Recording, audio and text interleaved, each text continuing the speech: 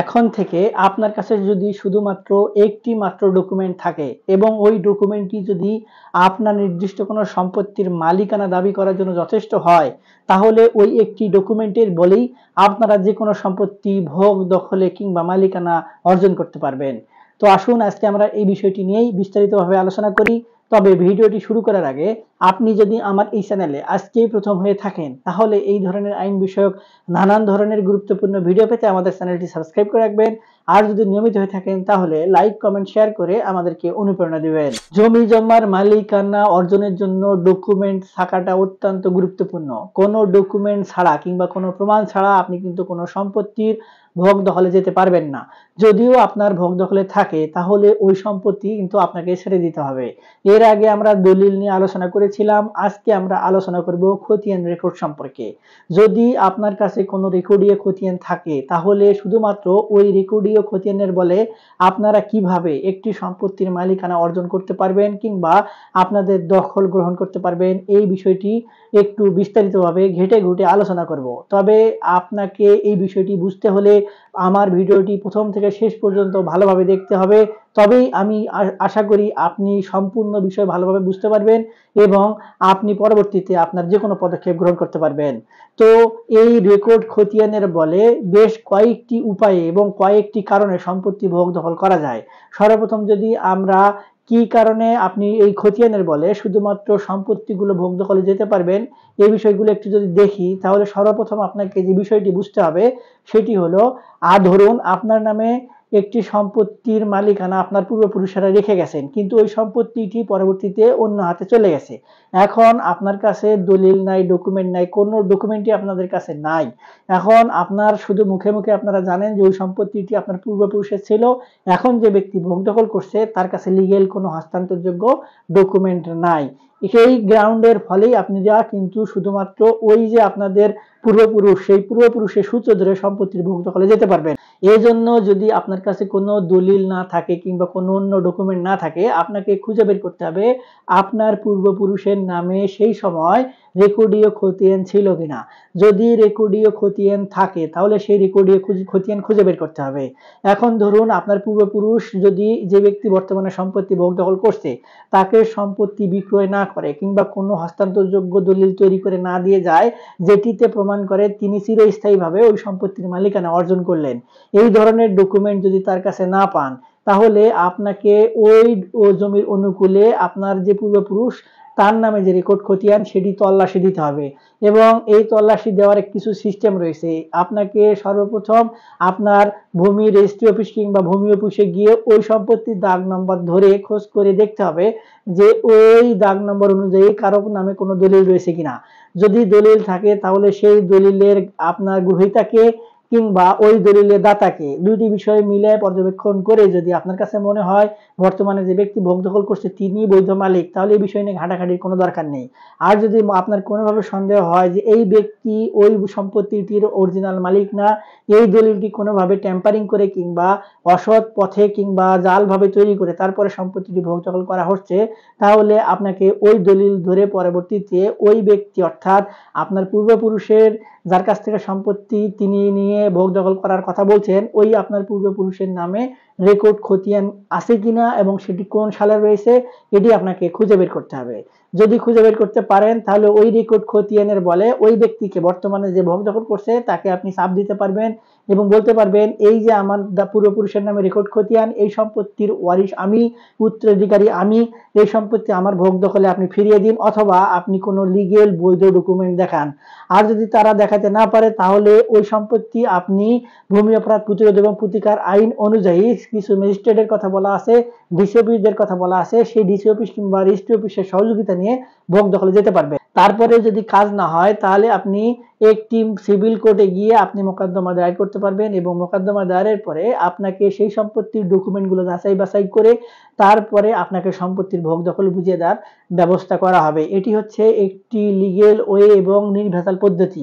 তারপরে এই বিষয়গুলো একটু সময় লাগে, আদালত কিন্তু সকল ডকুমেন্ট যাচাই বাছাই করতে একটু সময় নেয়, যার কারণে এগুলো একটু সময় সাপেক্ষ ব্যাপার। আপনাদেরকে অবশ্যই ধৈর্য নিয়ে অপেক্ষা করতে হবে। আর যে ব্যক্তি বর্তমানে বর্তমানে ভোগ দখল করছে তিনি যদি কোনোভাবে ট্যাম্পারিং ডকুমেন্ট, ভুয়া ডকুমেন্ট, জাল ডকুমেন্ট তৈরি করে সম্পত্তিগুলো ভোগ দখল করে এবং পরবর্তীতে আদালতেও সেগুলো উপস্থাপন করে, আর যদি আদালত থেকে কোনোভাবে এগুলো ভুল প্রমাণিত হয়, তাহলে ওই ব্যক্তির কিন্তু আপনার সিভিল কোর্ট থেকে ক্রিমিনাল কোর্টে মামলা ট্রান্সফার হয়ে তারপরে তাকে কিন্তু শাস্তির ব্যবস্থায় কিংবা শাস্তির আওতায় নিয়ে আসা হবে। এটিও কিন্তু এই ভূমি অপরাধ প্রতিরোধ এবং প্রতিকার আইন 2023-এ স্পষ্টভাবে বলে দেওয়া হয়েছে। এরপরে আরেকটি গ্রাউন্ড আমরা সচরাচর এখন এসে লক্ষ্য করছি, সেটা হচ্ছে ওয়ারিশান সম্পত্তির ক্ষেত্রে। ধরুন আপনার পিতা কিংবা মাতা আপনার জন্মের পরপরই মৃত্যুবরণ করেছেন, এখন তাদের নামে যদি কোনো সম্পত্তি থেকে থাকে কিংবা যদি আপনার পিতা তার পিতার থেকে সম্পত্তি পাওয়ার অধিকার রাখে কিংবা আপনার মাতা তার মাতার থেকে সম্পত্তি পাওয়ার অধিকার রাখে কিংবা আপনার মাতা যদি তার স্বামীর থেকে সম্পত্তি পাওয়ার অধিকার রাখে, সেক্ষেত্রে কিন্তু আপনিও কিছু সম্পত্তি সেই পিতা কিংবা মাতার থেকে পাওয়ার অধিকার রাখেন। এখন আপনি ছোট থাকার কারণে আপনার কোনো উত্তরসূরি অর্থাৎ আপনার দেখভালের দায়িত্ব নিয়ে একজন ব্যক্তি যদি সেই সকল সম্পত্তি ভোগ দখল করে এবং নানানটা পরিস্থিতির কারণে পরবর্তীতে যদি আপনি সেই আশ্রয় থেকে পরবর্তীতে অন্য কোথাও হস্তান্তরিত হন, সেক্ষেত্রে যদি আপনার সম্পত্তিগুলো হস্তান্তরিত না হয় এবং যে সকল ব্যক্তি অর্থাৎ আপনার চাচা, মামা, খালা, খালু, তারপরে আপনার হচ্ছে মামা, নানি, এই ধরনের যদি কারো কাছে এই সকল সম্পত্তি গচ্ছিত রাখা থাকে কিংবা অর্পিত রাখা থাকে, তাহলে আপনারা আপনার পিতা কিংবা মাতার নামে ওই যে সেই সময় কিংবা তাদের যে উত্তরসূরি তাদের নামে যে রেকর্ড খতিয়ান রয়েছে সেই সূত্র ধরে কিন্তু আপনারা সম্পত্তিগুলো খুঁজে বের করতে পারবেন। এক্ষেত্রে শুধু আপনাকে ছোট্ট একটি কাজ করতে হবে, আপনি যে সম্পত্তি পান তার যে ওয়ারিশান যে সার্টিফিকেট রয়েছে সেই ওয়ারিশটা প্রমাণ করতে হবে। তাহলেই আপনাদের নাম কাছে যদি কোনো দলিল না থাকে কিংবা দখল না থাকে, তারপরে আপনারা কিন্তু ওই যে আপনাদের উত্তরসূরি অর্থাৎ আগে যে আপনার সকল অভিভাবক ছিলেন তাদের যে সম্পত্তিগুলো আপনি পেতেন সেই সম্পত্তি কিন্তু আপনি আপনার ভোগ দখলে নিয়ে আসতে পারবেন। এক্ষেত্রে আপনাকে সর্বপ্রথম যে পদক্ষেপটি নিতে হবে, তাদেরকে স্থায়ীভাবে মৌখিকভাবে জানাতে হবে কিংবা ধরুন আপনি যদি জীবিকার তাগিদে ছোটবেলা থেকে অন্য কোথাও অবস্থান করেন, এখন আপনার সম্পত্তি তো 1% হলেও আপনার ভাগ পাওয়ার কথা, কিন্তু তারা সেই সম্পত্তিটি যদি তাদের নিজের দাগে রেখে পরবর্তীতে তাদের নামে নামজারি পরবর্তী যে সকল মালিকানা অর্জনের জন্য পদক্ষেপ নেওয়া দরকার সেগুলো নিয়ে তাদের সম্পত্তির আওতায় রেখে ফেলে, পরবর্তীতে যদি আপনাকে সেই সম্পত্তিগুলো বুঝিয়ে দিতে অস্বীকৃতি প্রকাশ করে কিংবা আপনাকে নানান টাল বাহানা দেখে সম্পত্তির থেকে দূরে রাখে, আপনি পেশি শক্তি নাই কিংবা আপনার সেই ক্ষমতা নাই যার কারণে আপনি সম্পত্তিগুলো ভোগ দখল করতে পারছেন না, সেই জন্য আপনাকে আপনার ওই সকল ওয়ারিশান প্রমাণ করে তারপরে ওই যার কাছ থেকে আপনারা সম্পত্তি উত্তরসূরি হিসেবে পান তাদের একটি রেকর্ড সংগ্রহ করে সম্পত্তিতে তাদের যে মালিকানা রয়েছে এটি প্রমাণ করার জন্য একটি রেকর্ড খতিয়ান সংগ্রহ করে আপনাকে তারপরে সকল ডকুমেন্ট যাচাই বাছাই করে যদি সবকিছু ঠিকঠাক থাকে, তাহলে আপনি কিন্তু দখল অর্জনের জন্য আদালতে মোকদ্দমা দায়ের করতে পারবেন কিংবা আপনার ভূমি অফিসেই এগুলো নিয়ে এখন কমপ্লেন দেওয়ার কিন্তু ব্যবস্থা রয়েছে, কিংবা সামনে বিডিএস জরিপ আসছে সেই বিডিএস জরিপে আপনি সাক্ষ্য প্রমাণগুলো যদি উপস্থাপন করেন, তাহলে কিন্তু তাদের নামে ওই সকল সম্পত্তি কিংবা ওই দাগে যে দাগে তারা সম্পত্তিগুলো ভোগ দখল করছে আপনার অংশ সেই অংশটুকু কিন্তু নামজারি কিংবা রেকর্ডে খতিয়ান অন্তর্ভুক্ত করতে পারবে না।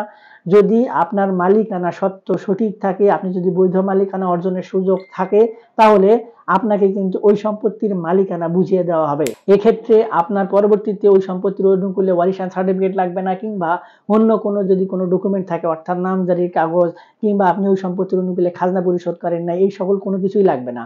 শুধুমাত্র আপনার ওয়ারিশান সার্টিফিকেট দিয়েও আপনারা কিন্তু ওই সকল সম্পত্তি খুঁজে বের করতে পারবেন।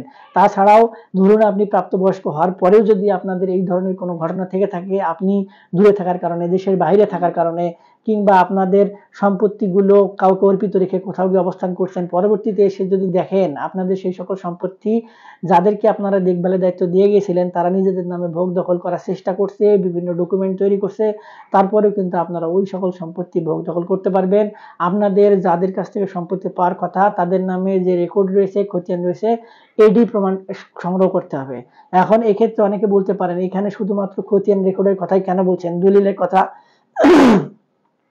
কেন উল্লেখ করা হচ্ছে না? কারণ সম্পত্তির মালিকানার প্রমাণ সত্য প্রমাণ করার জন্য আপনাকে কিন্তু সরকারিভাবে ডকুমেন্ট দরকার, আর দলিল স্থানীয়ভাবে আপনার একটি সম্পত্তির মালিকানা নির্ধারণের জন্য সর্বপ্রথম পদ্ধতি। কিন্তু সরকারের কাছে যখন একটি সম্পত্তির মালিকানা প্রমাণ করতে হয় তখন আপনাকে সর্বপ্রথম ওই সম্পত্তির অনুকূলে রেকর্ড খতিয়ান কার নাম রয়েছে সেটি আগে খুঁজে বের করতে হবে, তারপরে ওই রেকর্ড খতিয়ান ধরে পরবর্তীতে কার কাছে হস্তান্তর হলো কিংবা কার কাছে হস্তান্তর হওয়ার কথা এটি প্রমাণ করতে হবে। এই জন্যই বারবার বলা হচ্ছে যে এই সকল সম্পত্তি যদি কারো কাছে থেকে থাকে তাহলে আপনারা শুধুমাত্র ওই যে রেকর্ড খতিয়ান রয়েছে, আপনার যার কাছ থেকে সম্পত্তি পাওয়ার কথা তার নামে রেকর্ড খতিয়ানটা সংগ্রহ করুন। এর জন্য আপনাকে সংগ্রহ করার পরে পরবর্তীতে যে সকল পদক্ষেপ সেটি গ্রহণ করতে হবে। তবে যদি কেউ মনে করে থাকেন কিংবা ভেবে থাকেন যে এই সকল রেকর্ড খতিয়ান আমরা কোথা থেকে খুঁজে বের করব, তাহলে আপনাদেরকে পরামর্শ দিই, সেটি হচ্ছে আপনারা ভূমি অফিসে গিয়ে ওই সম্পত্তির দাগ নম্বর কিংবা কোনো একটি দলিলের সূত্র ধরে কিংবা আপনার ওই যে ব্যক্তিরা বর্তমানে সম্পত্তি ভোগদখল করছে তাদের কাছ থেকে কোনো ডকুমেন্ট নেওয়ার চেষ্টা করুন। নিয়ে সেই ডকুমেন্টে দেখবেন আপনার কিন্তু সম্পত্তির হিস্টোরি লেখা থাকে কিংবা সিরিয়াল নাম্বার লেখা থাকে। সেই সিরিয়াল নাম্বার ধরে ধরে পরবর্তীতে আপনারা কিন্তু ওই রেকর্ড খতিয়ানগুলো খুঁজে বের করতে পারবেন। কেননা এই সকল ডকুমেন্টে স্পষ্টভাবে উল্লেখ থাকে এই সম্পত্তির আগে কে মালিক ছিলেন, তার নামে খতিয়ান নাম্বার কত ছিল, বর্তমানে যিনি ভোগদখল করছেন তার খতিয়ান নাম্বার কত, এগুলো সবকিছু বিস্তারিতভাবে থাকে। আপনারা ওই সকল ডকুমেন্ট দেখলেই বুঝতে পারার কথা। আর যদি না বুঝতে পারেন তাহলে অবশ্যই একজন ভালো আইনজীবীর পরামর্শ নিয়ে তারপরে বাকি পদক্ষেপ গ্রহণ করতে পারবেন। এই দুটি বিষয় ছাড়া আরো কিছু বিস্তারিত বিষয় রয়েছে যে বিষয়গুলোর মাধ্যমে আপনারা শুধুমাত্র রেকর্ড খতিয়ানের বলে আপনাদের যে কোনো সম্পত্তির মালিকানা অর্জন করে পরবর্তীতে সেটি ভোগদখল করতে পারবেন। কিংবা যদি কেউ আপনাকে ভোগদখলে যেতে বাধা প্রদান করে তাহলে আপনারা তাদের নামে আদালতে মোকদ্দমা দায়ের করে পরবর্তীতে সম্পত্তিগুলো কিন্তু ভোগদখলে কিংবা দখল পুনরায় ফেরত পেতে পারবেন। তো আপনারা যদি এই সকল বিষয় নিয়ে আরো বিস্তারিত কোনো কিছু জানতে চান তাহলে আমাদের ভিডিও নিচে কমেন্ট বক্স রয়েছে, সেখানে কমেন্টস করলে আমরা আপনাদের প্রশ্নের উত্তর দেওয়ার চেষ্টা করব। কিংবা কেউ যদি সহযোগিতা চান তাহলে সহযোগিতা দেওয়ার চেষ্টা করব। আজকে এ পর্যন্তই, দেখা হবে সামনে নতুন কোনো ভিডিওতে। ততদিন পর্যন্ত ভালো থাকবেন। ধন্যবাদ।